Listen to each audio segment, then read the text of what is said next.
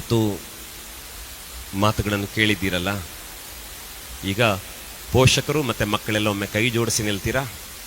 ಪೋಷಕರು ಮತ್ತು ಮಕ್ಕಳೆಲ್ಲರೊಮ್ಮೆ ಕೈ ಜೋಡಿಸಿ ನಿಲ್ಲಿ. ಯಾಕೆ ಗೊತ್ತಾ?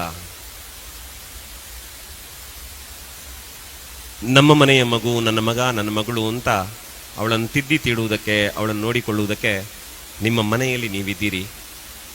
ಆದರೆ ನಿಮ್ಮ ಮನೆಯ ಅಂಗಳವನ್ನು ದಾಟಿ ಶಾಲೆಗೆ ಕಳಿಸಿಕೊಟ್ಟ ಮೇಲೆ ನೀವು ಕೊಟ್ಟ ಪ್ರೀತಿಯನ್ನೇ ಈ ಶಾಲೆಯಲ್ಲಿ ಕೊಟ್ಟು ನಿಮ್ಮ ಮಕ್ಕಳನ್ನು ನೋಡಿಕೊಂಡಂಥವರು ಈ ಶಾಲೆಯ ಎಲ್ಲ ಶಿಕ್ಷಕರು ಮತ್ತು ಶಿಕ್ಷಕಿಯರು.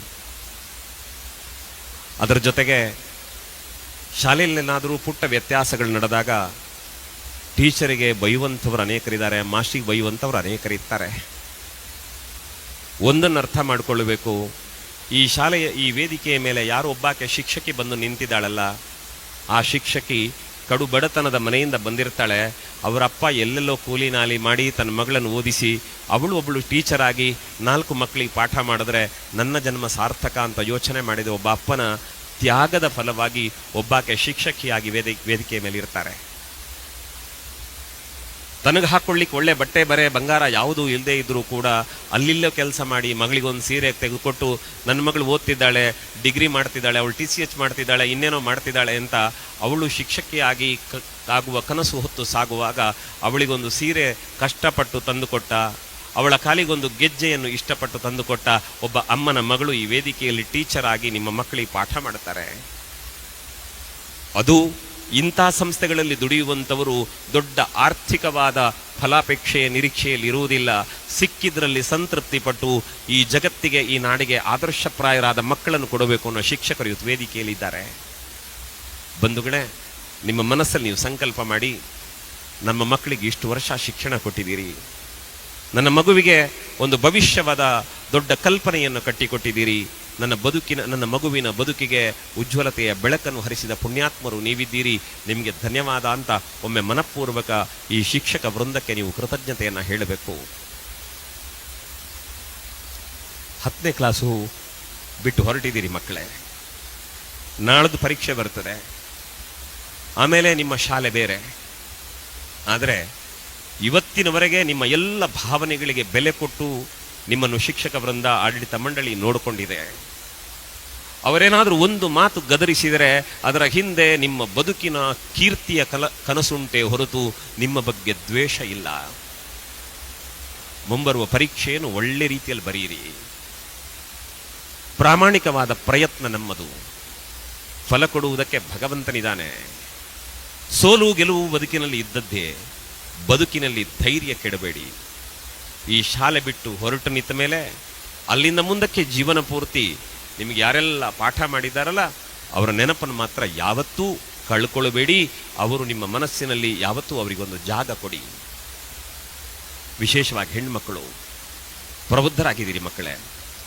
ಆಗಾಗ ಬಂದಾಗ ವಯೋಸಹಜವಾದ ಅನಾರೋಗ್ಯ, ದೈಹಿಕ ಸಮಸ್ಯೆಗಳು ನಿಮ್ಮನ್ನು ಕಾಡುತ್ತವೆ. ಆವಾಗ ಅದನ್ನು ಹೇಳ್ಕೊಳ್ಳಿಕ್ಕೆ ಶಾಲೆಯಲ್ಲಿ ನಿಮ್ಮ ಅಮ್ಮ ಇರಲಿಲ್ಲ, ನಿಮ್ಮ ಅಮ್ಮನ ಜಾಗದಲ್ಲಿ ಶಿಕ್ಷಕಿಯರೆಲ್ಲ ಇದ್ರಲ್ಲ, ನಿಮ್ಮನ್ನು ತಲೆನೇವರಿಸಿ ಬೆನ್ನು ತಟ್ಟಿ ಧೈರ್ಯ ಹೇಳಿ ನಿಮ್ಮನ್ನು ನೋಡಿಕೊಂಡ್ರಲ್ಲ, ಅವರಿಗೆಲ್ಲ ಕೃತಜ್ಞತೆ ಹೇಳಿ. ಬಂಧುಗಳೇ, ಇಷ್ಟೇ ಹೇಳಬಲ್ಲೆ. ಅಪ್ಪ ಅಮ್ಮ ನೀವು ಮಕ್ಕಳ ಜೊತೆ ನಿಂತಿದ್ದೀರಿ. ನಾಳೆ ನಿಮ್ಮ ಮಗು ಬೆಳೆದು ನಿಂತಾಗ, ಅವ ಜಗತ್ತಿನ ಆಸ್ತಿಯಾಗಿ ಬೆಳೆದಾಗ ಜಗತ್ತು ಸಂಭ್ರಮಿಸ್ತದೆ.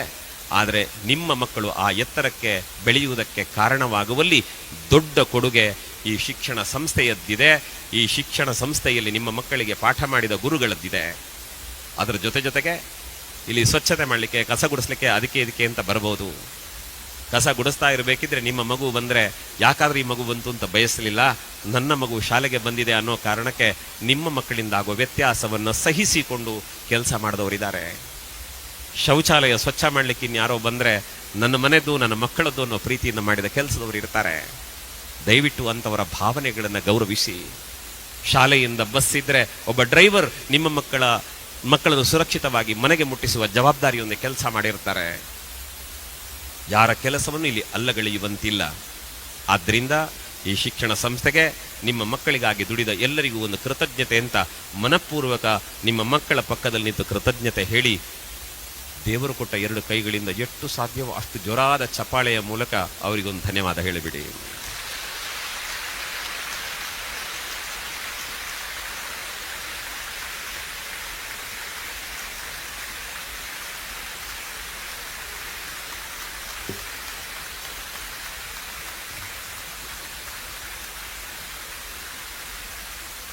ಸಂತೋಷ ಆಯಿತು. ಮಕ್ಕಳೇ,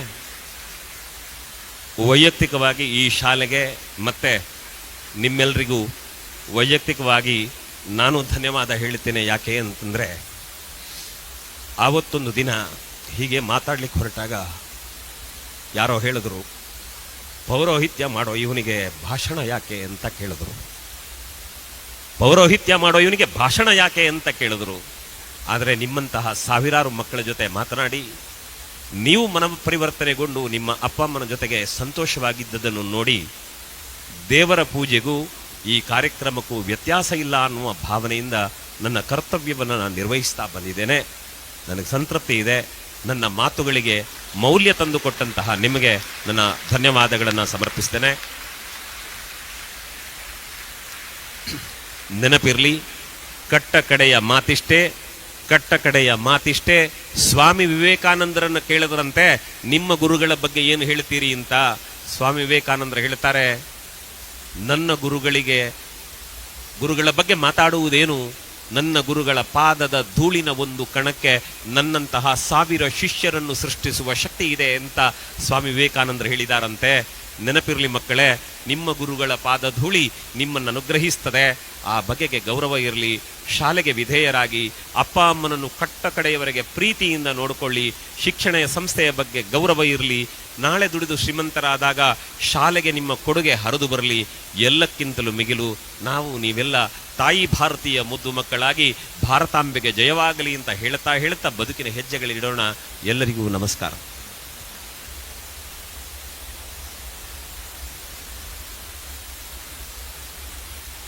ಸೌಂಡ್ ಸಿಸ್ಟಮ್ನವರು ಒಳ್ಳೆ ರೀತಿಯ ಮೈಕ್ ಇಟ್ಟದ್ರಿಂದ ನಮ್ಮ ಮಾತು ನಿಮಗೆ, ನಿಮ್ಮ ಅಭಿಪ್ರಾಯಗಳು ನಮಗೆ ಕೇಳಿಸ್ಕೊಂಡಿದ್ದಾವೆ.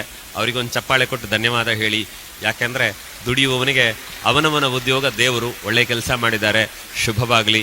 ಜೊತೆಗೆ ಈ ನೆನಪುಗಳನ್ನು ಇನ್ನು ಮಾಧ್ಯಮಗಳಲ್ಲಿ ಅಲ್ಲಲ್ಲಿ ಕಟ್ಟಿಕೊಳ್ಳುವುದಕ್ಕೆ ವಿಡಿಯೋಗ್ರಾಫರ್, ಫೋಟೋಗ್ರಾಫರ್ ನಮ್ಮ ಜೊತೆ ಕೆಲಸ ಮಾಡಿದ್ದಾರೆ. ಅವರಿಗೆ ಒಳ್ಳೆಯದಾಗಲಿ ಅನ್ನುವ ಹಾರೈಕೆ ಇರಲಿ. ಎಲ್ಲರ ಬಾಂಧವ್ಯ ಚಿರಾಯುವಾಗಲಿ. ನಮಸ್ಕಾರ.